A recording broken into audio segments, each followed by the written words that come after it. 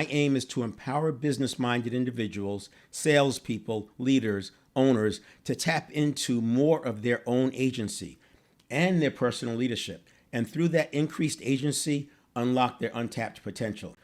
Most of our beliefs were formed before we turned 10 years old. You may have heard the saying, you are what you were when you were 10.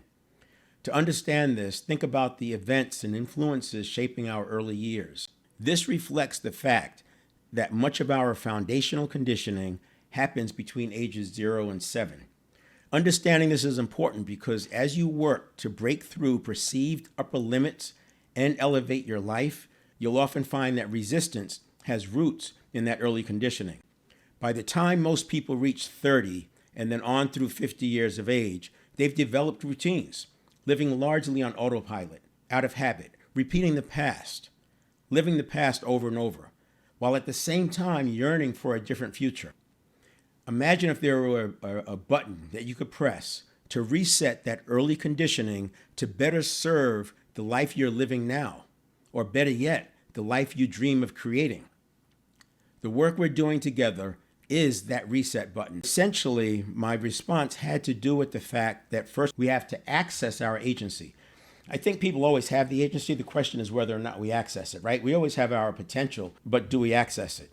And in order to access that agency, I say we have to have personal leadership, right? We have to make that choice that we're going to lead our lives. And then through that choice, we can then do the things necessary to have agency. And from that point of agency, then presented with the references, we can decide whether or not we want to change our behavior, whether or not we want to change our values. And that was the specific point, I think, in the post. So the work I do is to give you that agency.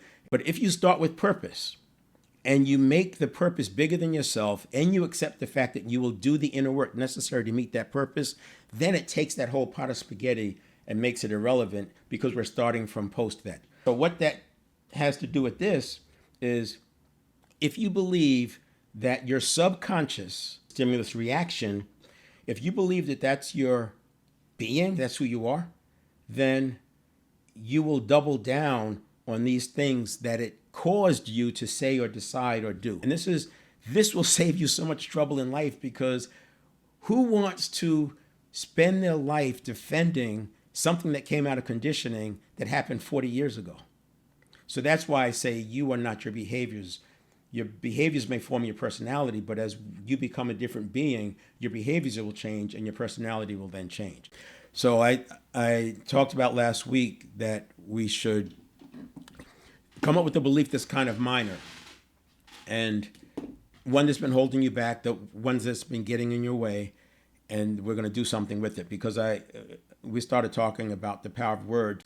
Belief is way over here on the continuum or on the path, and it's impacting condition, and it's your conditioning. So if we come way back to the beginning and we're talking about belief way over here, you can see why I'm starting with belief. And this is why once you do this work, awareness alone can be enough to make the shift, because you're now doing it with agency. Imagine that you have this belief, and I want you to frame it up. I want you to put it into a statement that it's something that when I do this, this happens, or when I want to do this, or I take steps to do that, something happens, or I'm prevented from doing it, or there's something external that happens. Whatever that belief is, I just want you to have that kind of a statement, but nothing major, nothing existential, just something minor. So now you have that sentence in your mind, or make a note of it. I want you to imagine that you're walking into a movie theater. And as you walk into the movie theater, you notice that the screen is on your right. There's a projection booth up there on the left, but nobody's in the theater.